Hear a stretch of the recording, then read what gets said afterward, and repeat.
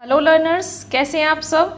I hope आप सब बहुत अच्छे होंगे एंड इस लॉकडाउन में भी ना आप अच्छे से अपनी प्रिपरेशन कर रहे होंगे। सो आज हम डिस्कस करेंगे CDP यानी कि चाइल्ड डेवलपमेंट एंड पेडागोजी के क्वेश्चंस को। एंड पेपर है आपका सितंबर में हुआ था 2016 में, पेपर फर्स्ट। हम आज उसके क्वेश्चंस को डिस्कस करते हुए चलेंगे एंड हम मेन पॉइंट्स को भी डिस्कस करेंगे जो कई बार रिपीट होते हैं एग्जाम में। सो शुरू करते हैं। Our first question is which of the following is the most effective method. सबसे इफेक्टिव मेथड क्या है to encourage conceptual development. Conceptual development क्या होता है कि बच्चे में जो संप्रदाय है, बच्चे ने जो कंसेप्ट्स बना लिए हैं, आप उन कंसेप्ट्स को बेहतर तरीके से कैसे डेवलपमेंट करोगे। आप क्या करते हो, उनको मेमोराइज करने को बोलते हो कि केवल रट लीजिए और आप अपना काम कर सकते हो। तो ऐसा भी नहीं होना चाहिए, रटने से कोई भी बेनिफिट हमें नहीं होता। आपने क्या किया, विदाउट एनी रेफरेंस यानी कि पुराने ज्ञान को यूज़ किए बिना आपने नए ज्ञान को जोड़ दिया, तो वो चीज़ क्या है, बच्चा फिर याद नहीं कर पाएगा, उसको लर्निंग उसकी बेहतर नहीं हो पाएगी। यूज़ पनिशमेंट, आप पनिशमेंट का यूज़ करते हो बच्चों को ना, आप क्या करते हो कि उनको मुर्गा बनाना या फिर डंडे से मारना, ऐसी पनिशमेंट आप बच्चों को देते हो। तो देखिए ये तीनों पॉइंट नेगेटिव हैं, बिल्कुल गलत होते हैं। बिकॉज आप क्या करोगे कि गिव स्टूडेंट्स मल्टीपल एग्जाम्पल्स। आप जब मल्टीपल एग्जाम्पल्स दोगे ना, तरह तरह के से सिखाओगे बच्चों को। And encourage them to use reasoning, आप बच्चों को बोलोगे कि आप अपनी तर्क शक्ति यूज़ करो, रीजनिंग यूज़ कीजिए आप अपनी। और जो कंसेप्चुअल डेवलपमेंट है ना, उसके जो कंसेप्ट्स हैं, तो सही कंसेप्ट्स की ओर बच्चों को लेकर जाएंगे, उनको लॉजिक्स हम देंगे और लॉजिक के थ्रू ही उनके कंसेप्ट्स को हम बेस बनाकर उनका चलेंगे। एंड एग्जाम्पल्स भी बच्चों को देने हैं जिससे वो बेहतर तरीके से अपनी लर्निंग को कर सके। Primary school childrens will learn more effectively in an atmosphere. देखिए प्राथमिक विद्यालय है जहाँ पर क्या है, आपके छोटे बच्चे होते हैं, आप उनके लिए कैसा वातावरण आप उनको दोगे जिसमें वो प्रभावी ढंग से सीखेंगे। आपको ऐसा एटमोसफेयर बच्चों को प्रोवाइड कराना है जहाँ वो अपनी लर्निंग अच्छे से कर सकें। तो देखिए हमें क्या करना है कि जो बच्चे की जो इमोशनल नीड्स हैं, अगर किसी बच्चे के क्या इमोशंस बैलेंस नहीं है तो फिर वो क्या लर्निंग नहीं कर सकता। तो हमें इमोशनल नीड्स को भी क्या करना है, ध्यान में रखना है कि what they feel that they are valued. आपको बच्चों को फील कराना है, उनको अनुभव ऐसे देने कि आप भी महत्वपूर्ण हैं। यानी कि ऐसा नहीं कि टीचर की ही महत्वपूर्ण भूमिका, नहीं, आपको बच्चों को ना ऐसे संवेगात्मक आपको आवश्यकताओं को पूरा करना है और वो ऐसा फील करें जिससे कि वो भी महत्वपूर्ण है। A child sees a crow flying past in the window and says a bird। एक बच्चा है वो खिड़की में देखता है कि कौवे को उड़ता हुआ, क्रो को उड़ता हुआ देखता है, तो वो कहता है कि a bird, एक पक्षी। What does this suggest about the child thinking। अब बच्चे की जो थिंकिंग है उस पक्षी को देखकर वो क्या है, ठीक है।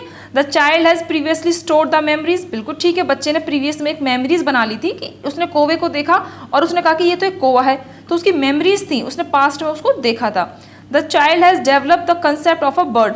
बिल्कुल ठीक है कि बच्चे के दिमाग में कंसेप्ट बन चुका है कि इस तरीके से जो उड़ने वाले पक्षी होते हैं जिनका कलर ये होता है तो वो क्या है, कौवे उनको कहते हैं। The child has develop some tools of language to communicate and her experience. देखिए बिल्कुल करेक्ट है कि जब बच्चे अपने अनुभव बताने लगते हैं ना, अकॉर्डिंग टू लैंग्वेज, भाषा के द्वारा, थ्रू लैंग्वेज, जब बच्चे अपने एक्सपीरियंस शेयर करते हैं तो वो भी उनके लिए क्या हो जाता है, कम्युनिकेशन का एक माध्यम बन जाता है। तो तीनों पॉइंट बिल्कुल करेक्ट है, तो इसका A और B एंड C तीनों पॉइंट बिल्कुल सही है। A teacher tell her students to encourage them. एक टीचर अपने बच्चों को ना एनकरेज करती है कि टू डू टास्क, ऐसे काम कीजिए विद इंट्रांसिक मोटिवेशन, जिससे आपको क्या मिले, भीतरी अभिप्रेरणा हो। आप अगर कोई भी काम कर रहे हो ना तो आप इंटरनल मोटिवेट हो। आप ऐसा नहीं कि बाहर से कोई रिवॉर्ड या फिर किसी और पनिशमेंट से बचने के लिए आप क्या करते हो, कोई काम करते हो, नहीं, आप इंटरनली मोटिवेट हो तब वो आप काम कर रहे हो। तो देखो क्या करना है कि काम जल्दी पूरा करो, तुम्हें टॉफ़ी मिलेगी, तो टॉफ़ी एक तरीके से लालच आप दे रहे हो, तो ये इंटरनली मोटिवेट तो नहीं है बच्चा। आगे बोला गया कि try to do it you will learn. आप इस काम को करो जिससे तुम इस काम को सीख जाओगे। यानी कि ये क्या शो करता है कि बच्चा खुद से मोटिवेट है। नेक्स्ट देखते हैं, come on finish it before she does. आप कहते हो कि इसे जल्दी करो जिससे दूसरा बच्चा से करने से पहले आप इस काम को जल्दी करो, तो ये भी आप इंटरनली मोटिवेट शो नहीं कर रहा है बच्चा। Why can't you be like him, तुम उसकी तरह क्यों नहीं हो सकते। See he has done it perfectly. आपने दूसरे बच्चे से ना कंपैरिजन उसकी कर दी, तब वो बेहतर तरीके से काम नहीं कर सकता। तो देखिए हमें क्या करना है कि ट्राई टू डू इट, कि बच्चे में ना मोटिवेशन बनानी है आपको। उससे कहना है कि बच्चे आप इस काम को कर सकते हो, बहुत अच्छे से कर सकते हो, तुम तो कर सकते हो। जब वो बच्चा इस तरीके से करेगा तब आप बोलोगे कि बच्चा क्या है, इंटरनली मोटिवेट, आप उसको कहेंगे। How can a teacher encourage her students to do intrinsically motivated towards learning for the sake of learning. एक टीचर किस तरीके से अपने बच्चों को ना कह सकते हैं कि आप लर्निंग करने के लिए कैसे आंतरिक रूप से प्रेरित कर सकती है कि बच्चे क्या हो, इंटरनली मोटिवेट हो, तब वो कोई काम करें। तो देखिए हमें क्या करना है, बच्चों को कोई इनाम वगैरह नहीं देना है कि जिससे वो उसमें क्या करे, वो कि कोई काम करे कि इनाम के पर्पज से वो कोई काम कर रहा है, ठीक है। उसमें बच्चे में क्या आपको एंग्जाइटी फील नहीं करानी है कि बच्चा चिंता में ही पड़ जाए। आपने बोल दिया तुझे तो 90% लाने ही लाने हैं, तो बच्चा क्या करेगा, एंग्जाइटी फील करेगा। बिल्कुल ठीक है, बिल्कुल। और देखो कंपटीशन आपको बिल्कुल भी नहीं करना, क्योंकि हर किसी बच्चे की अपनी क्षमता होती है, एबिलिटी होती है कि वो किस काम को कैसे कर सकता है। तो आप क्या करोगे, bye supporting them in setting individual goals. आप क्या करते हो कि बच्चे को ना बोलते हो कि आप अपना गोल निर्धारित करो एंड देयर मास्टरी, और फिर आप क्या करो, उसमें निपुणता हासिल आप कर सकते हो। तो आप क्या करोगे कि बच्चों को में जीवन में क्या करते हो, गोल निर्धारित करने के लिए आप उसको कहते हो। In an elementary classroom an effective teacher आप कब बनोगे, should aim at the student to be motivated. आप किस तरीके से ना बच्चों को मोटिवेट करना है। मोटिवेशन का मतलब होता है कि बच्चे ना वो काम करने के लिए खुद से अभिप्रेरित हो जाएं, अंदर से उनके अंदर जिज्ञासा होगी मुझे ये काम करना है।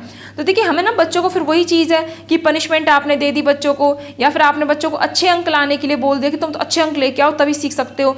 आपने रोट मेमोराइजेशन, बिल्कुल गलत है। रोट मेमोराइजेशन आप क्यों कराओगे बच्चे को ना मशीन नहीं बनाना है हमें, ठीक है। बच्चे को रोबोट नहीं है कि वो रोट मेमोराइजेशन करते रहेंगे, रटते रहेंगे, नहीं। बल्कि बच्चे क्या करें कि to learn, to see that, become curious and love learning for its own sake. देखिए क्या होता है कि बच्चे क्या करते हैं, सीखने के लिए ना वो खुद से जिज्ञासु हों, उनके अंदर क्यूरियोसिटी हो कि भाई मुझे ये काम करना है तो इससे मेरा क्या मुझे उद्देश्य, मेरा क्या प्राप्त मुझे हो सकते हैं। और बच्चे क्या करें कि सीखने के लिए, खुद लर्निंग करने के लिए वो तैयार हो, उनको पसंद हो लर्निंग करना। तो आपको क्या करना है कि बच्चे को अंदर मोटिवेशन लानी है जिससे वो काम करने के लिए खुद से जिज्ञासा उनके अंदर उत्पन्न हो। Following is an example of effective school practice. Effective school practice क्या होती है कि आप क्या करोगे कि कौन सा बेस्ट एग्जाम्पल है जो कि बताता है कि स्कूल क्या है, बहुत ही इफेक्टिव तरीके से बच्चे को प्रैक्टिस करा रहा है। तो देखिए हमने क्या पढ़ा था, आईईपी के बारे में पढ़ा था हमने। इंडिविजुअल एजुकेशन प्लान आप बनाते हो, ठीक है। बच्चे की नीड के अकॉर्डिंग आप क्या करते हो, एजुकेशन के प्लान्स में चेंज करते हो, तो वो क्या होगा आपका आईपी, आप उसको बोल सकते हो। यानी कि इंडिविजुअलाइज लर्निंग आप कराओगे बच्चों को। देखो ये आईईपी के थ्रू भी कई बार पूछ लेते हैं कि आईईपी क्या है। तो जब बच्चे की नीड देखो सबकी अलग अलग होती है, इंडिविजुअल डिफरेंसेस बच्चों में होते हैं, तो उनको ध्यान में रखते हुए आप क्या करते हो, लेसन प्लान बनाते हो, या फिर उनकी नीड के अकॉर्डिंग जो आपका स्ट्रक्चर है ना आप उसमें चेंज करते हो, तो वो आपका क्या कहलाता है, इंडिविजुअलाइज लर्निंग आप उसको कहेंगे।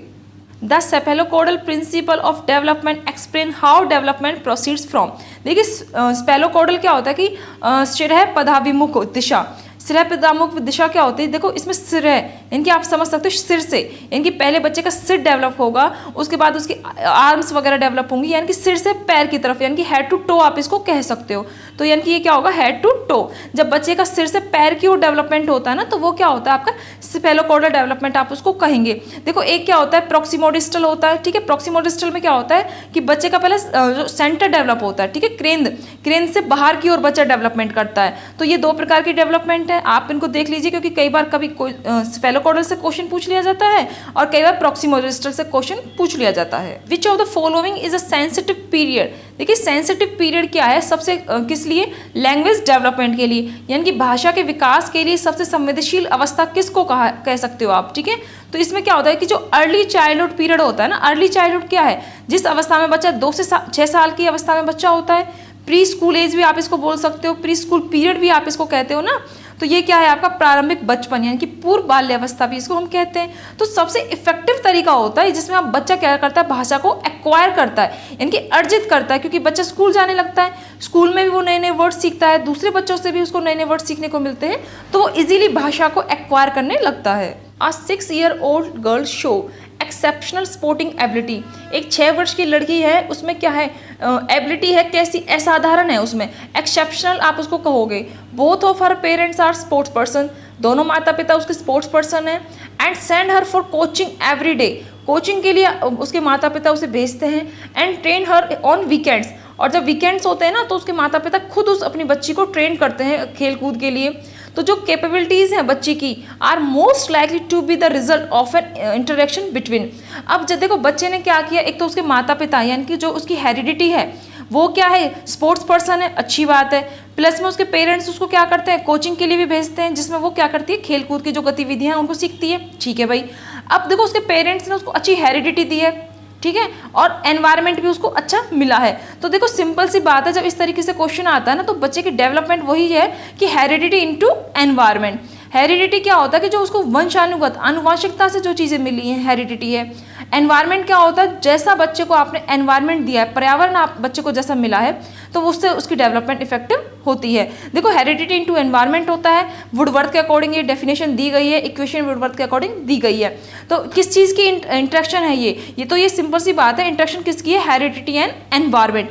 वातावरण और आनुवंशिकता दोनों जब उसको बेहतर मिले हैं बच्ची को, तभी वो अपनी लर्निंग को बेहतर तरीके से कर पाई। जो the following are secondary agent of socialization. देखिए सोशलाइजेशन होता है समाजीकरण। अब मैंने कई बार डिस्कस आपसे किया है, एक प्राइमरी फैक्टर होता है, एक सेकेंडरी फैक्टर होता है, ठीक है। तो प्राइमरी में क्या होता है, उसका समाज है बच्चे का, उसके आस पड़ोसी हैं, वो सब प्राइमरी में आ जाते हैं। तो बाकी चीज़ें स्कूल हो गया, मीडिया है, तो वो सब सेकेंडरी हो जाता है बच्चे के लिए, ठीक है। तो इस क्वेश्चन में आपसे पूछा है कि सेकेंडरी क्या है बच्चे के लिए, विच of the following secondary agent क्या कौन सा होगा बच्चे के लिए। तो सिंपल है, सेकेंडरी में देखो परिवार तो बिल्कुल भी नहीं होगा, इसमें भी परिवार है, इसमें भी फैमिली है, तो ये तीन तो बिल्कुल गलत हो जाते हैं। तो सही क्या बनेगा, स्कूल है, नेबरहुड। तो ये चीज़ें क्या हो जाएंगी बच्चे के लिए सेकेंडरी, आप कह सकते हो सेकेंडरी सोशलाइजेशन एजेंसी उसके लिए होंगी। अकॉर्डिंग टू लेव वाइगोस्की, देखिए लेव वाइगोस्की है, पियाजे हैं, इनसे कई बार क्वेश्चंस पूछे जाते हैं, कम से कम आप कह सकते हो 5 से 6 नंबर के क्वेश्चंस जो कि लेव वाइगोस्की और पियाजे से पूछ लिए जाते हैं। अब आपसे पूछा है कि the primary cause of cognitive development is. अब आप मुझे बताइए कि जो लेव वाइगोस्की है ना, उन्होंने कौन सी थ्योरी दी है।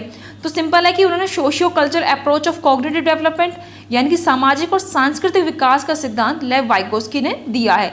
उसमें उन्होंने क्या बोला है, वो बोलते हैं, वो कहते हैं कि जो बच्चा है ना समाज में इंटरेक्शन जब करता है, समाज से कल्चर से इंटरेक्शन के थ्रू वो बेहतर तरीके से लर्निंग करता है। तो देखिए उन्होंने बोला है कि सोशल इंटरेक्शन, सामाजिक क्रियाएं जब बच्चे करते हैं तो वो बेहतर तरीके से लर्निंग अपनी कर सकते हैं। Kohlberg stage of moral reasoning, देखिए कोलबर्ग हैं, उन्होंने नैतिक विकास का सिद्धांत दिया है। उनके अकॉर्डिंग ना एक रेस्पॉन्स है नीचे बताया हुआ ये कि your parents will be proud of you if you are honest. आपके फादर मदर आप पर प्राउड फील कब करते हैं, जब आप क्या हो, ऑनेस्ट हो, ठीक है। So you should be honest, तो आपको क्या करना है, ईमानदार बन के रहना है। तो ये क्या शो करता है, तो देखिए नैतिक विकास के सिद्धांत में ना उन्होंने आपको 3 लेवल बताए हैं और 6 स्टेजेस बताए हैं। तो कई बार ना क्वेश्चन क्या पूछ लेते हैं कि लॉरेंस कोलबर्ग ने कितने लेवल दिए हैं या फिर कितनी स्टेजेस बताई हैं, तो ऐसे भी पूछा जाता है कई बार। तो सिंपल सी बात है कि आप ईमानदार हो तो इसलिए आपके पेरेंट्स आपके ऊपर गर्व करते हैं। तो ये क्या है, तो गुड गर्ल बॉय ओरिएंटेशन आप इसको कहोगे, यानी कि अच्छा लड़का अच्छी लड़की अनुकूलन इसको आप कह सकते हो, जो कि सेकंड लेवल में बात की गई है इसकी, कि क्या करते हैं बच्चे की दूसरों के द्वारा स्वीकृति पाने के लिए क्या करने लगते हैं, अच्छा बिहेव वो शो करने लगते हैं, दूसरों का अप्रूवल पाने के लिए वो अपने आप को अच्छा शो करते हैं।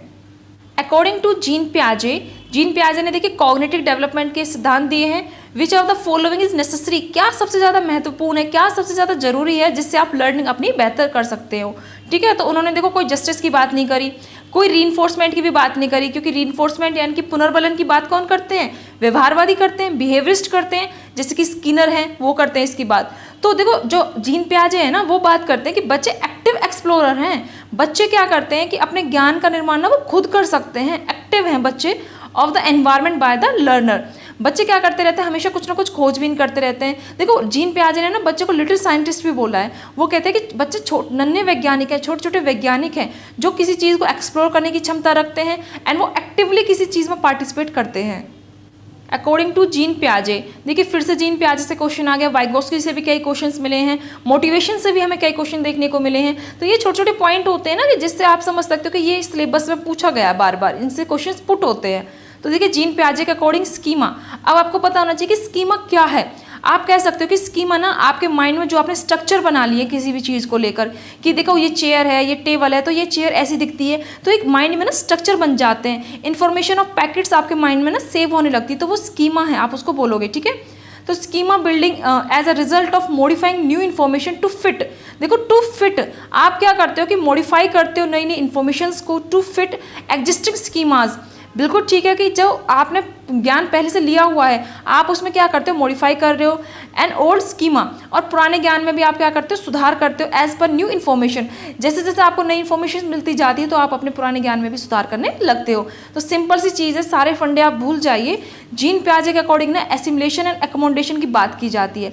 अब आप मुझे बताओ ये कि ना एसिमुलेशन क्या है, मैं बता देती हूँ कि एसिमुलेशन में क्या होता है कि जब आप नई इन्फॉर्मेशंस को, ठीक है, न्यू इन्फॉर्मेशंस को जब आप जोड़ते हो ना तो वो एसिमुलेशन है।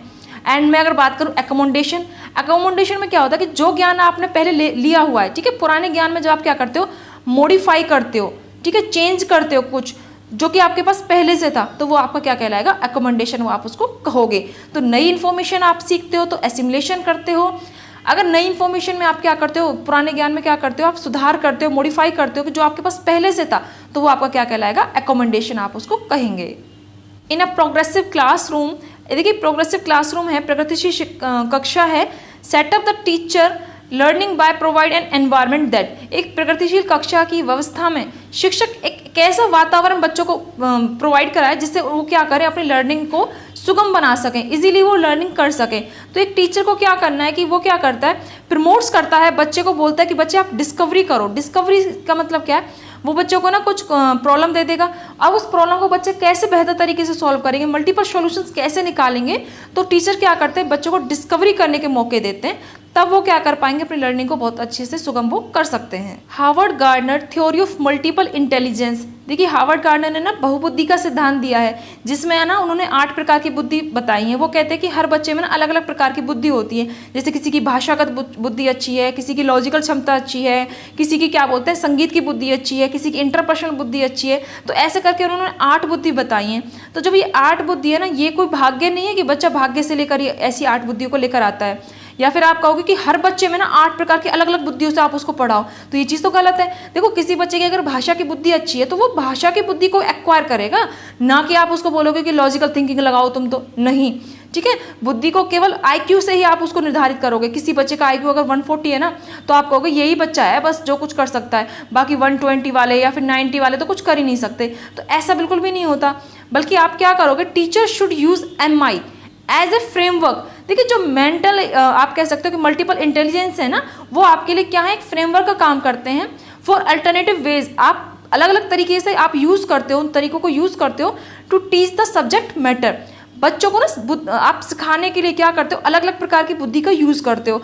जैसे किसी बच्चे की क्या है, भाषा की बुद्धि अच्छी है तो आप उस पर काम करोगे। ऐसा नहीं है कि किसी में वो बुद्धि है नहीं और आप फिर भी आप उसके ऊपर थोपे जा रहे हो, तो ऐसा नहीं करना। आप वैकल्पिक यूज़ करोगे, अल्टरनेटिव्स निकालोगे, एंड एक क्या करते हो, आप स्ट्रक्चर तैयार करते हो जिससे बच्चे क्या करते हैं, अच्छे से किसी चीज़ को एक्वायर कर सकते हैं। A 5-year-old girls talk to herself, एक 5 साल की बच्ची खुद से बात करती है। While trying to fold T-shirt, जब वो ना टी-शर्ट को फोल्ड करती है तो वो अपनी बच्ची अपने आप से बात करती है कि इसको ऐसे करना है, इसको ऐसे तय बनानी है। तो बच्चे क्या करते हैं, खुद को डायरेक्शन देने के लिए ना इस तरीके से बातें करते रहते हैं। कई बार बच्चे जब गेम्स खेलते हैं गुड्डे गुड़िया से, तब भी वो बातें करते रहते हैं अपने आप को। तो ये अपने आप को ना डायरेक्शन देने के लिए बच्चे ऐसा करते हैं। तो आपसे पूछा है कि जो इस तरीके से बच्ची शो करती है ना, तो उसका बिहेवियर किस तरीके से वो बच्ची अपने बिहेवियर को डिस्प्ले कर रही है, तो उसके लिए कौन सा कथन बिल्कुल करेक्ट बताना है आपको, ठीक है। तो देखिए जीन पियाजे ने एक्सप्लेन किया सोशल इंटरेक्शन, बिल्कुल गलत है। जीन पियाजे ने कोई सामाजिक क्रिया की बात नहीं करी, ठीक है। या फिर जीन पियाजे and Vygotsky would explain this as the child's attempt to imitate her mother, ऐसा भी जीन पियाजे ने बिल्कुल बात नहीं करी कि इमिटेशन करते हैं बच्चे। वाइगोस्की ने भी इमिटेशन की बात नहीं करी है, ठीक है। जीन पियाजे and Vygotsky would explain this as egocentric, नहीं, केवल जो जीन पियाजे है ना उन्होंने ईगोसेंट्रिक की बात करी है भाई, वाइगोस्की ने ईगोसेंट्रिक की बात नहीं करी। वाइगोस्की तो इसको प्राइवेट स्पीच लेकर कहते हैं, वाइगोस्की कहते हैं कि प्राइवेट स्पीच होती है बच्चों में। लास्ट है जीन पियाजे would explain this as egocentric speech, बिल्कुल ठीक है। जीन पियाजे कहते हैं कि बच्चे में ना ईगोसेंट्रिक होता है, बच्चा अहम क्रियावाद का गुण लेता है। And Vygotsky would explain this as a child attempt to regulate her actions through private speech, बिल्कुल करेक्ट है कि बच्चे क्या करते हैं, बच्चों में ना प्राइवेट स्पीच होती है। बच्चे अपने आप को दिशा निर्देश देने के लिए, अपने आप से बात करने के लिए इस तरीके से करते हैं। तो वाइगोस्की के अकॉर्डिंग तो वो प्राइवेट स्पीच होगी, एंड जो आपके पियाजे हैं ना उनके अकॉर्डिंग वो ईगोसेंट्रिक स्पीच आप उसको कहेंगे। जेंडर क्या है, आपको बताना है कि जेंडर क्या है।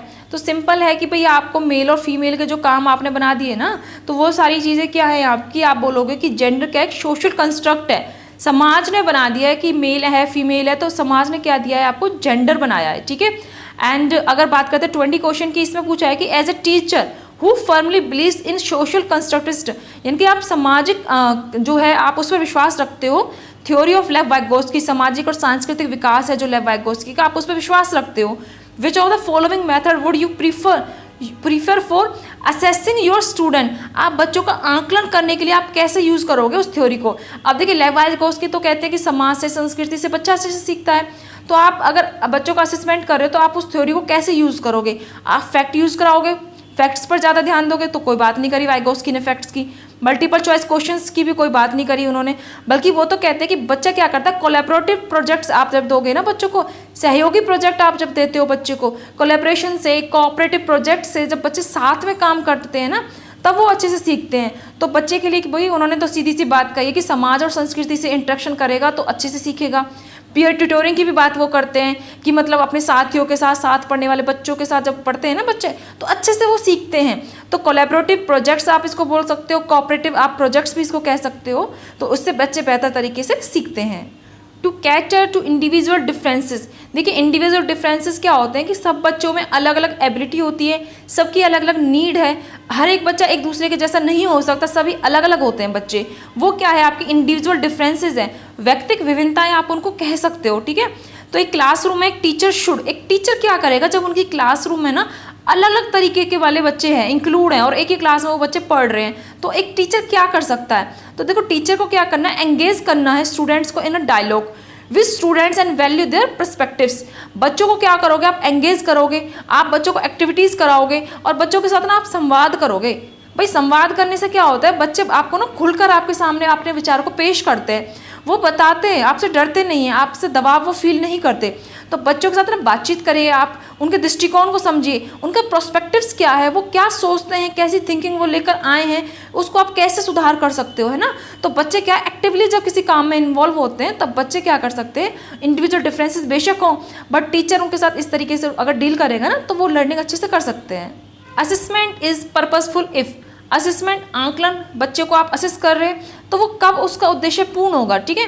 तो आप क्या करते हो, केवल लास्ट में यानी कि वर्ष के अंत में आपने क्या किया, असेस कर लिया, तो वो चीज़ क्या है, गलत है। देखिए कंपैरिजन बिल्कुल भी नहीं करना दो बच्चों के बीच में। आप क्या करते हो, स्ट्रेस फील कराते हो बच्चों पर, बहुत दबाव दिया आपने, तो ऐसा भी आपको नहीं करना, बल्कि बर्डन फ्री एजुकेशन है हमारी। तो आप क्या करते हो कि it serves as feedback for the students as well as the teachers. Correct है भाई। अब देखो इवेल्यूशन करने से क्या होता है, हमें पता चलता है कि बच्चे ने कहाँ गलती करी है, बिल्कुल पता चल गया। बच्चे का इंटरेस्ट किस चीज़ में है आपको ये भी पता चल गया। तो आप ना इन चीज़ों को ध्यान में रखकर क्या करते हो, अपना जो टीचिंग मेथड है, ठीक है, आप उसको इफेक्टिव करते हो और इससे आपको देखो फीडबैक भी मिल गया, स्टूडेंट्स को भी फीडबैक मिल गया कि वो कहाँ हैं, एंड टीचर को भी फीडबैक मिल गया कि अपनी स्ट्रेटजीज में अपने इफेक्टिव मेथड्स को कैसे बनाएं जिससे बच्चे को लर्निंग वो अच्छे से करा पाए। तो दोनों को फीडबैक मिलता है। अगर देखिए बच्चे फेल होते हैं ना तो वो बच्चे फेल, अकेला बच्चा फेल नहीं हुआ, इसके साथ साथ टीचर भी फेल होता है, टीचर की भी कमी होती है, ठीक है। नेक्स्ट क्वेश्चन देखते हैं कि अकॉर्डिंग टू एनसीएफ 2005 यानी कि नेशनल करिकुलम फ्रेमवर्क 2005, राष्ट्रीय पाठ्यचर्या की रूपरेखा, उसके अकॉर्डिंग ना टीचर क्या है, एक शिक्षक की क्या भूमिका है। अब आपको बताना है कि अगर एनसीएफ किस चीज़ की बात करता है, तो देखो एनसीएफ कहता है कि जो टीचर है ना वो केवल एक क्या है, फैसिलिटेटिव की तरह काम करेगा। भाई सुविधादाता हो आप बच्चे को ना केवल सुविधा देने के लिए खड़े हो, आप वहाँ पे आप किसी चीज़ को देखो बच्चों के ऊपर थोपना नहीं है, डिक्टेट नहीं करोगे आप ही अपनी क्या कहते हो ऑथेंटिकेशन बना के चलते हो, तो वो चीज़ें नहीं होनी, आप ऐसा नहीं करना। बल्कि आपको क्या करना है कि आप एक बैक हैंड के तौर पर काम करोगे, जहाँ बच्चे को आपकी ज़रूरत है आप वहाँ बच्चे के साथ खड़े हो, ठीक है, बच्चे के साथ बेहतर करिकुलम बना रहे हो, बच्चे के लिए बच्चों को सीखने का माहौल आप दे रहे हो। तो एनसीएफ तो इसी की बात करता है, ठीक है। एनसीएफ में एक चीज़ और आप जोड़ लो कि एनसीएफ में ना हमेशा कंस्ट्रक्टिविस्ट की बात की गई है, रचनावादी की बात की गई है। वो कहते हैं कि बच्चा अपने ज्ञान को ना कंस्ट्रक्ट कर सकता है, कि बिल्कुल सही बात है कि बच्चे के अंदर ऐसा एबिलिटी है, स्ट्रक्चर है कि वो अपने ज्ञान को ना कंस्ट्रक्ट कर सकता है। अनुसंधान सुझाते हैं कि विविध कक्षा में अपने विद्यार्थियों से शिक्षिका की अपेक्षाएं विद्यार्थियों के अधिगम को क्या करेंगी। एक टीचर भाई अपने बच्चों से ना एक्सपेक्टेशंस कर रहे हैं कि आप ये कर सकते हो, आप ये इतना कर सकते हो, तो एक्सपेक्टेशन कर रहे हैं, बिल्कुल ठीक है, करनी भी चाहिए एक्सपेक्टेशंस। तो उसके अकॉर्डिंग ना स्टूडेंट्स को आप कैसे लर्निंग कराओगे, ठीक है। तो आप क्या करते हो कि should not be corrected correlated नहीं होता तो गलत है, टीचर तो रिलेट करता है ना। या फिर do not have any effect, teacher का कोई इफेक्ट नहीं है, ऐसा भी नहीं होता। आपने देखा होगा छोटे छोटे बच्चे ना टीचर की बात ज़्यादा मानते हैं, एक बार मम्मी पापा की बात नहीं मानेंगे बट टीचर की बात वो जरूर मानते हैं। तो हैव ए सिग्निफिकेंट इम्पैक्ट, ठीक है, बिल्कुल प्रभाव पड़ता है, टीचर का प्रभाव होता है, पॉजिटिव आप इम्पैक्ट बनाएंगे ना बच्चों के साथ, तो ऐसा नहीं नेगेटिव इम्पैक्ट आप बनाओगे, पॉजिटिव इम्पैक्ट बनाओगे, तो सिग्निफिकेंट इम्पैक्ट बिल्कुल होता है टीचर का बच्चों के ऊपर। ठीक है, नेक्स्ट है inclusive education of children with special needs. देखिए इंक्लूसिव एजुकेशन की बात की जा रही है, बट बच्चे कैसे हैं आपके, स्पेशल नीड वाले बच्चे हैं, नॉर्मल बच्चे नहीं है, स्पेशल नीड है उनकी। वो हो सकता है कि किसी बच्चे को सुनने में प्रॉब्लम है, किसी को देखने में प्रॉब्लम है, किसी को चलने में प्रॉब्लम है, तो स्पेशल नीड वाले बच्चों के साथ आप क्या करते हो, उनको विशेष सुविधाएं प्रोवाइड कराओगे और उनको नियमित विद्यालयों में ही आप क्या करोगे, एजुकेशन बच्चों को दिलाओगे। तो हमें क्या चाहिए कि require a change in attitude, content and approach of teaching. आप क्या करते हो कि शिक्षण का जो दृष्टिकोण है, जो विषय वस्तु है, यानी कि आप सिस्टम में चेंज करना है आपको, आप बच्चे में चेंज नहीं करोगे। आपने बोला कि बच्चे आप स्कूल छोड़कर ही चले जाओ, ऐसा नहीं करना, आप अपने सिस्टम में चेंज करोगे, बच्चे के लिए आप फैसिलिटीज़ लाओगे, सुविधा बच्चों को आप दोगे कि अगर उसको दिक्कत है ना, तो उसको जैसे किसी को सुनने में दिक्कत है, आप उसको आगे बिठाओ भाई, किसी को देखने में प्रॉब्लम है, आप उसको आगे बिठा दीजिए, जिससे वो ढंग से टीचर को देख पाएगा, सुन पाएगा। ठीक है, टीचर्स के गेस्चर्स को सुन पाएगा, तो वो चीज़ क्या है, बिल्कुल ठीक होती है। तो आप सिस्टम में चेंज करिए, बच्चे में चेंज आपको नहीं करना। देखिए डाइवर्स क्लासरूम है आपके पास, बच्चे अलग अलग तरीके के हैं, जैसे कि इकोनॉमिक बैकग्राउंड अलग है, कल्चरल बैकग्राउंड अलग है बच्चों का, तो ऐसे वो ना अपने लर्निंग एक्सपीरियंस को कैसे बच्चे आप बता सकते हो कि बच्चे की क्या सांस्कृतिक पृष्ठभूमि के बच्चों से युक्त कक्षा है, अलग अलग तरीके के बच्चे हैं, तो अधिगम के अनुभव को कैसे आप बढ़ाओगे बच्चों के, कि आप कैसे बच्चों को ना अच्छे से अधिगम कराओगे, अच्छे से आप लर्निंग बच्चों को कराओगे। तो आपने क्या किया कि बच्चों को ना जाके क्लास में और क्या कर दिया कि correct, because it make the classroom more hierarchical. आपने क्या किया कि एक तरीके के बच्चों को एक जगह रख दिया, तो ऐसा आपको नहीं करना, आपको तो सभी को साथ लेकर चलना है। ठीक है, इनकरेक्ट है कि गलत है, because it leads to unnecessary competition. ऐसा करने से बच्चों में कंपटीशन बढ़ेगा, तो कंपटीशन तो आपको बिल्कुल बात करनी ही नहीं है, कंपटीशन की तो कोई बात हुई भी नहीं है। Because it can confuse the children and they may feel lost. बच्चे क्या हो जाएंगे, कंफ्यूज फील करेंगे कि हम तो इन बच्चों के साथ बैठे हैं, तो ऐसा भी नहीं होता, अलग थलग महसूस आपको नहीं कराना बच्चों को, तो ये भी चीज़ गलत है। तो फिर सही क्या है कि करेक्ट है, because children learn many skills from their peers. देखो पीयर्स क्या होता है कि जब साथ पढ़ने वाले बच्चे होते हैं ना, हम उम्र के बच्चे आप कहोगे ना, तो वो एक दूसरे से बेहतर तरीके से सीखते हैं, दूसरों के स्किल्स को एक्वायर करते हैं, तो ये क्या होगा, बिल्कुल सही होगा, क्योंकि बच्चे क्या करते हैं अपने साथियों से अनेक प्रकार के स्किल्स वो सीखते हैं। अब देखो तमिल बोलने वाला बच्चा भी आपकी क्लास में है, इंग्लिश बोलने वाला भी है, हिंदी बोलने वाला भी है, तो आपस में एक दूसरे के वर्ड्स को भी सीख जाते हैं वो, तो एक रिसोर्स है। ठीक है, डाइवर्स क्लासरूम है, मल्टीलिंगुअल क्लासरूम है, तो ये एक रिसोर्स है कि बच्चे आपस में बहुत कुछ सीखते हैं इससे। A child with hearing impairment, एक बच्चा है ना, उसको सुनने में थोड़ी प्रॉब्लम है, हियरिंग करने में थोड़ी दिक्कत आती है उस बच्चे को, तो देखो आप ना ऐसे बच्चों के लिए क्या करोगे, आप ना तो उनको अलग स्कूल में भेजोगे, ऐसा नहीं आप उनको बिल्कुल अलग स्कूल में भेज दिया, बिकॉज ना उनको भी समाज में रहना है, ऐसे बच्चों को भी समाज में कोप अप उनको करना है नॉर्मल बच्चों के साथ, तो आप उनके लिए अलग विद्यालय नहीं बनाओगे। तो आपको क्या करना क्या है कि आप ना very well in a regular school if suitable facilitation and resources are provided, आप बच्चों को नियमित विद्यालयों में पढ़ाओगे, नॉर्मल बच्चों के साथ आप बच्चों को ना आप पढ़ाओगे, क्यों, क्योंकि जिससे क्या होगा कि बच्चों को आप ना फैसिलिटीज़ दे दोगे।